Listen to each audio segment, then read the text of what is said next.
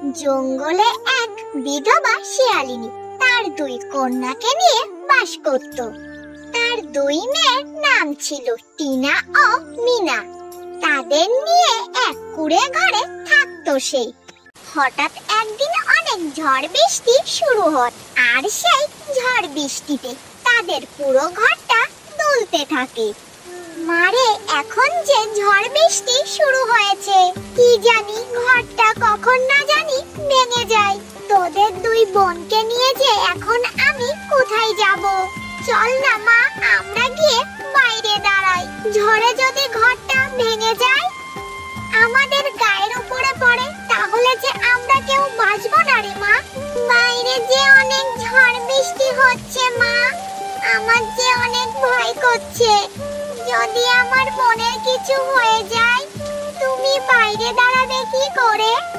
বাইরে যে অনেক ঝড় বৃষ্টি হচ্ছে মা, এখন যে কিছু করার নেই রে মা।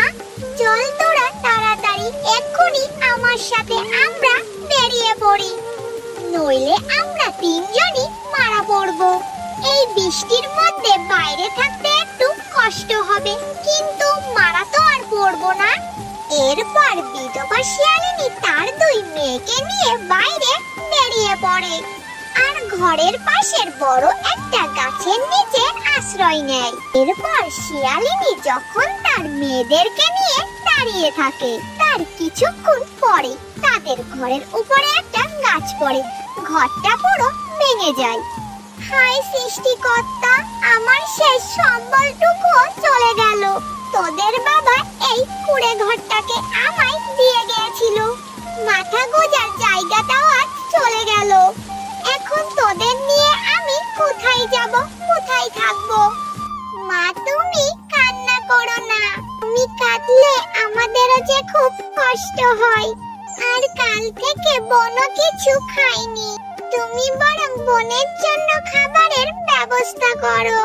ঠিক আছে রে মা, তোরা এখানেই থাক, কোথাও যাবি না কিন্তু।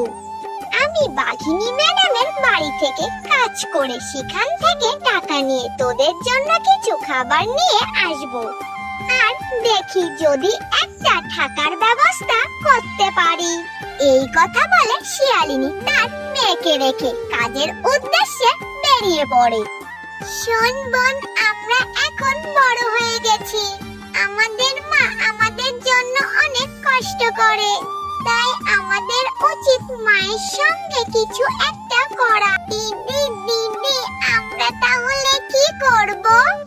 তুমি বলো, মা তো আমাদের জন্য খাবার আনতে গেছে। তুমি কি করবে দিদি? আমিও তোমার সঙ্গে সাহায্য করব। আমরা যদি দুই বোন মিলে অনেক কষ্ট করি, তাহলে আমরা একটা ঘর করতে পারবো। চলো আমরা জঙ্গলে গিয়ে দেখি ঘর তৈরির জন্য কিছু পাই কিনা। তারপর টিনা ও মিনা দুই বোন মিলে জঙ্গলের উদ্দেশ্যে চলে যায়। বাঘিনী ম্যাডাম, আপনি কি আমার বেতন থেকে কিছু টাকা দিতে পারবেন?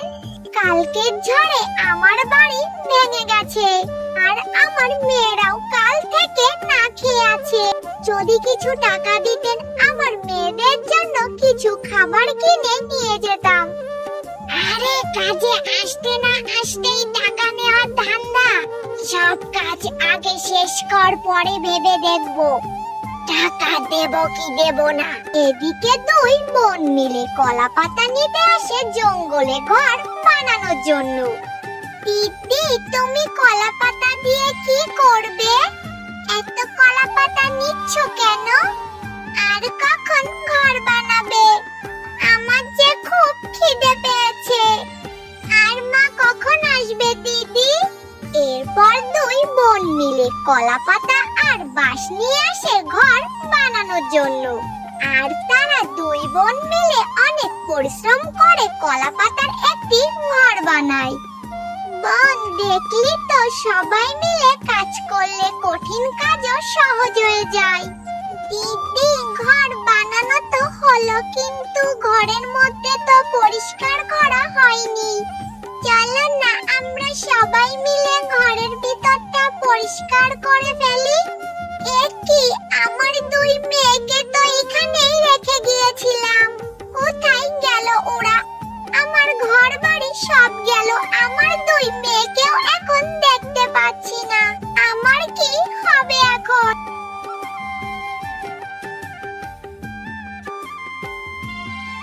টিনা, মা মিনা, কোথায় গেলি রে তোরা?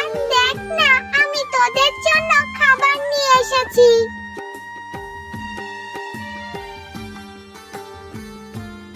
আর এদিক দুই বোন মিলে তাদের বানানো কলা পাতার ঘরটি পরিষ্কার করতে থাকে। আর তাদের মা শেফা শিয়ালিনী তাদের ঘরের কাছে এসে ডাকাডাকি করতে থাকে। দিদি দিদি, দেখো না, মা আমাদের ডাকছে আর আমাদের জন্য খাবারও নিয়ে এসেছে।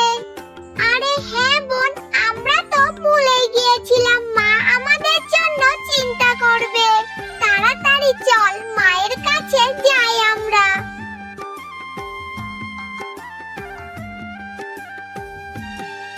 আরে মা, তোরা এই ঘরটা কি করে বানালি রে? আমার মেয়েরা যে এত বড় হয়ে গেছে আমি তা ভাবতেই পারিনি। নে মা, খেয়ে নে। তোরা সারাদিন কত খাটাখাটনি করেছিস। আমি বাঘিনী ম্যাডামের কাছ থেকে টাকা নিয়ে তোদের জন্য এই ফলগুলো এনেছি। নে মা, তোরা এবার পেট ভরে খেয়ে নে। সারাদিন তোরা কিছুই খাসনি।